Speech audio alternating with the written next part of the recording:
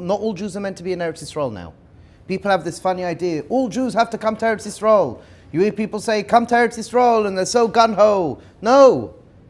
Do you know how many people are sent back to Chutz La'aretz? Go back to... People, this is unfortunately the noise. This is part of the noise. Instead of being das, this is part of the noise. People have their agenda, and they feed Torah agenda into their agenda. So what's their agenda? Everyone has to be in Eretz Yisrael.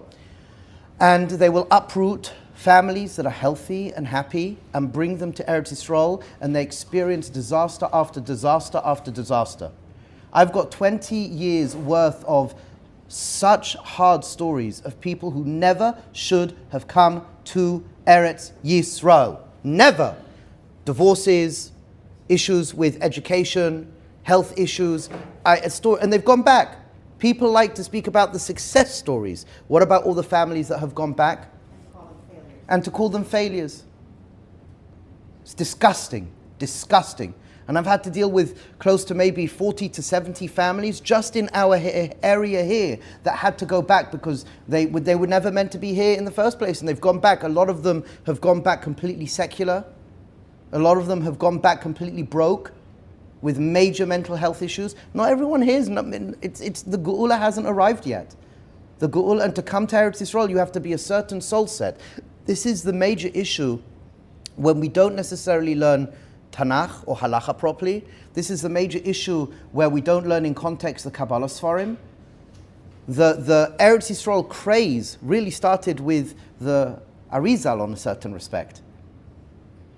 And then people come in as rationalists. It's not rational. There's no rational. This is what we're speaking about here. The intellect cannot grasp godliness. This is what we're speaking about here. We have to be bigger than the noise.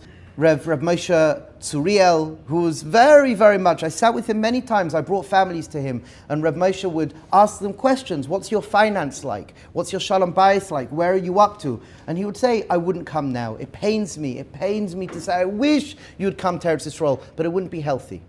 So there's a nakuda, there's a very fine line of understanding, yes, speaking to what you're speaking about, for sure, we've Baruch Hashem started, Chazdei Hashem, we've started everyone coming to Eretz Yisrael, but not everyone is meant to be here yet. So the catching up is more the internal shift than the external experience. So it's agreeing with you with a knech. They'll tell us that in exile we're meant to be in Chutz La'aretz. Can't play around with Chazal. So I'd even add that even if there's no connection, Torah was given outside of Eretz Yisrael. Like people's hashkafas are interesting because people say to me, they bring me, what about this? And I said, well, but what about Chazal?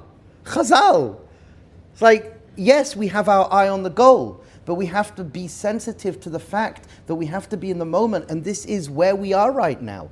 And Chazal teach us, Jews are meant to be in Chutz La'aretz. I'm not going into the whole sugya now because we're going off subject, but just to say, Chazal deliberately shared that our avodah as well is to be in Chutz La'aretz and to metaken and to do a birun at Saisis Kedusha, and this is something really important, and it's very important never ever to mock anybody. It's to have proper respect and proper understanding.